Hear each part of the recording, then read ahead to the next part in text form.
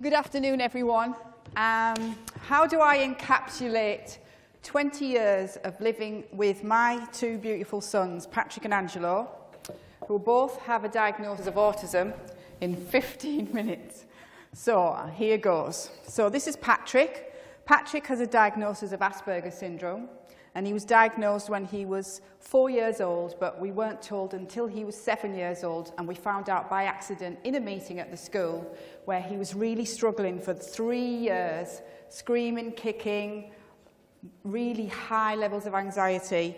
And then we had a meeting, and that's when we found out that Angelo was diagnosed with autism and Patrick was diagnosed with Asperger's syndrome.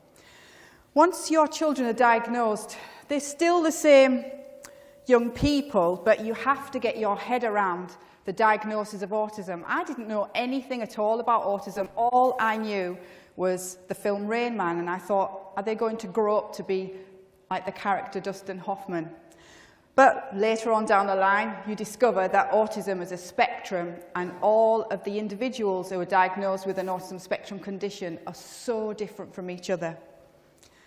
Both my boys ended up at home because basically Patrick just couldn't cope within mainstream because he was being bullied. He was coming home saying, "Mummy, what does cuckoo brain mean?" He was very anxious. He was drawing angry pictures. And Angelo was passing all the milestones, walking, talking, and then it was almost like someone came and took everything away from him. He lost his speech, eye contact. He wouldn't let me touch him. He was fixated on patterns on the wallpaper. So here we were, my husband and I, at home with two boys, just getting 5 hours home tuition at home by a teacher that was teaching Patrick, who had some experience of working with Asperger's syndrome, for 5 hours. But the teacher that was working with Angelo had never worked with a child with autism before. And after the first day, she sat on the carpet. I always remember, she started crying. She said, "I don't know what to do." Once the boys were diagnosed, parents of children with autism, they are hungry for information. You're looking everywhere to see, what is it? What is autism? Is it a lifelong disability? What can I do to make things better? When you're given the diagnosis, no one actually sits down with you and says, this is what autism is. When you do research, there's so many different strategies to work with children with autism. It's a minefield. You think, which one do I choose for my sons? So after my sons were at home for 3 years, just getting 5 hours home tuition, and I was reading about how important it is for early intervention for children with autism, we started up a support group. It started up in my home, then we grew to the church hall. I was actually told when my sons were diagnosed they were the only children in Hillingdon that had autism. It made me feel very isolated. You probably picked up my accents from the northeast. I was living in London with my husband because he was studying, and I had no family, and I just felt really, really isolated. So I discovered 275 families came out of the woodwork when we started sharing about, is there any other families out there that have children with autism?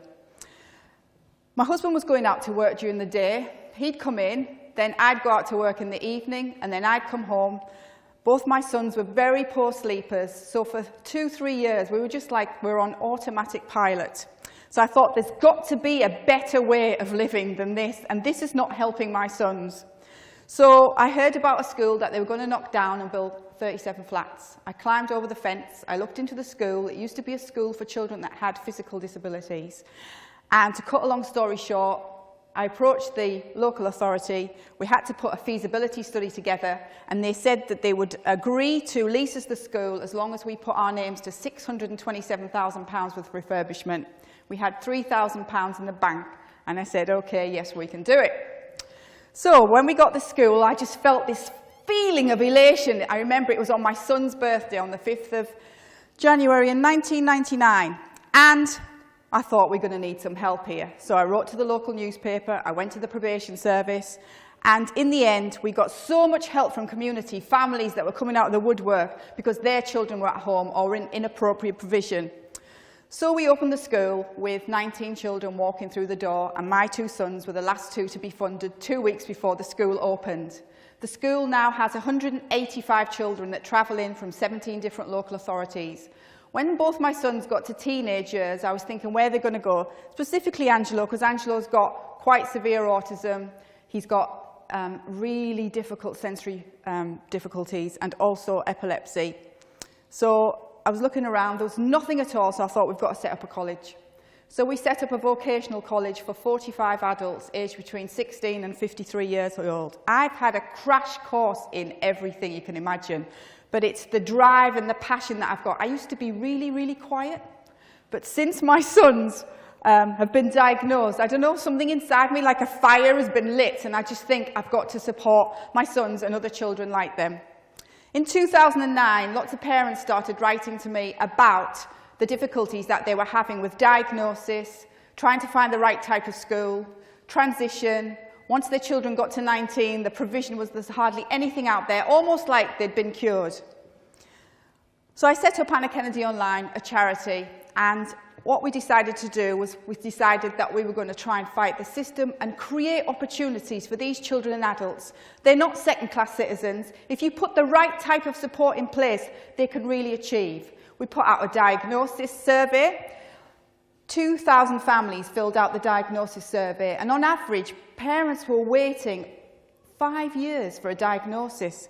That's a long time in a child's life, specifically when they talk about early intervention. So I spoke to Norman Lamb and I asked if it was possible that we could share our survey, and both my colleague and I, we went to the Department of Health and we shared the survey, and they told us that autism gives them the biggest headache out of all disabilities.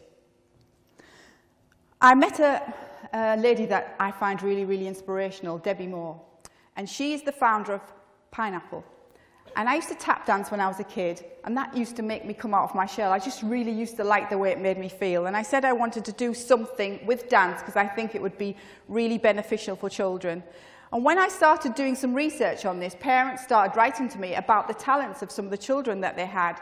They wrote their own songs, they were teaching themselves how to play the guitar, they were playing instruments, their artwork, and it was just started coming to me, and I thought, I want to put on a show in the centre of London to show what these children and adults can do.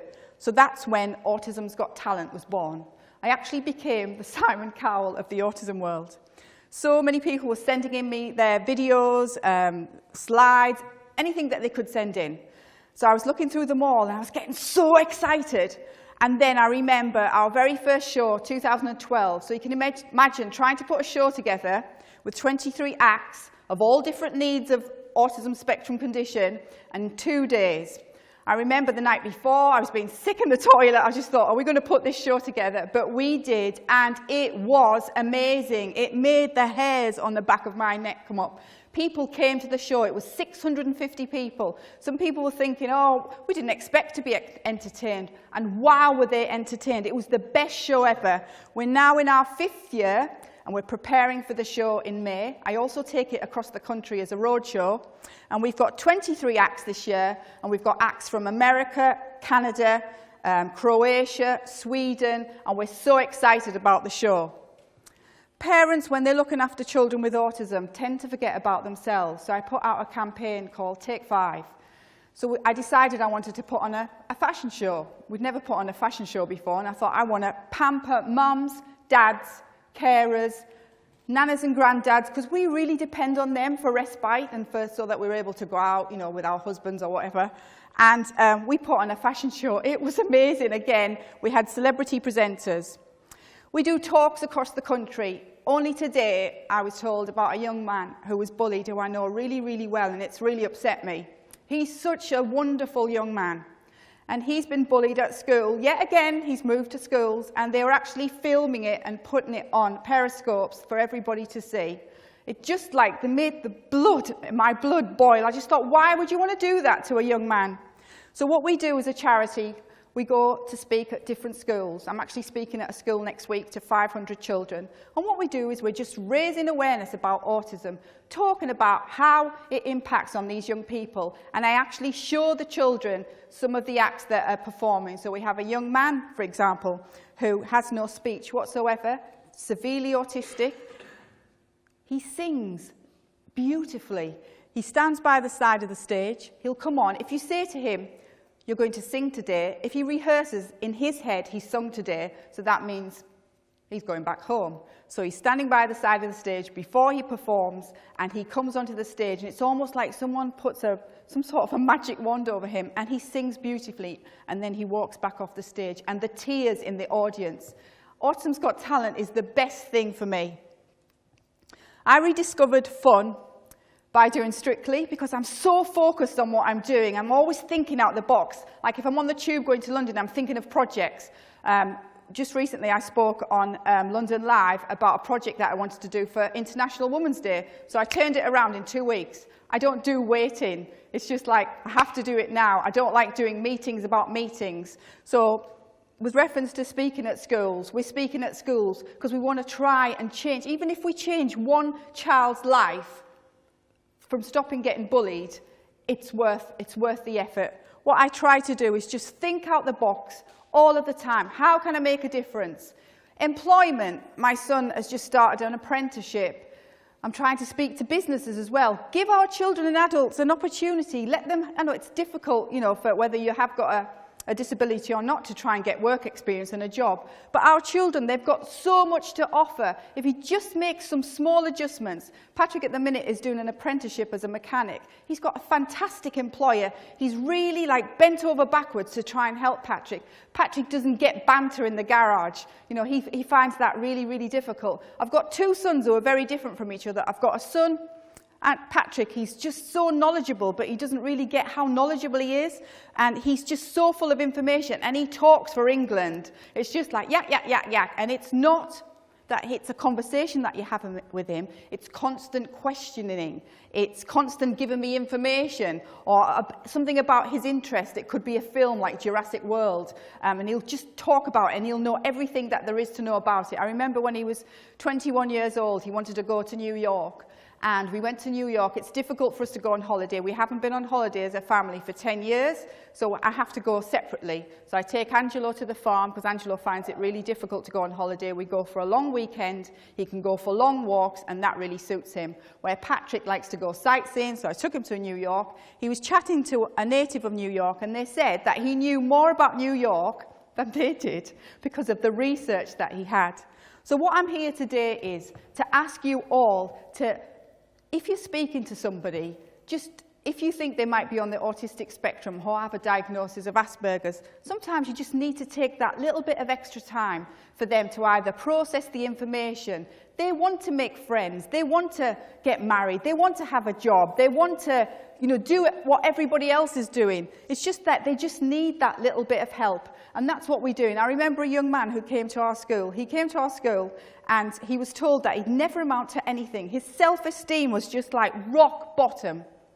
He left the school last year in assembly. He gave a speech that the tears were rolling down my eyes, and he walked away with 8 GCSEs, A-star. So it just shows you that if you put the effort in for these children, that they really can achieve. And that's what I'm asking you today. So if you speak to a young person with autism or Asperger's syndrome, just give them that little bit of extra time.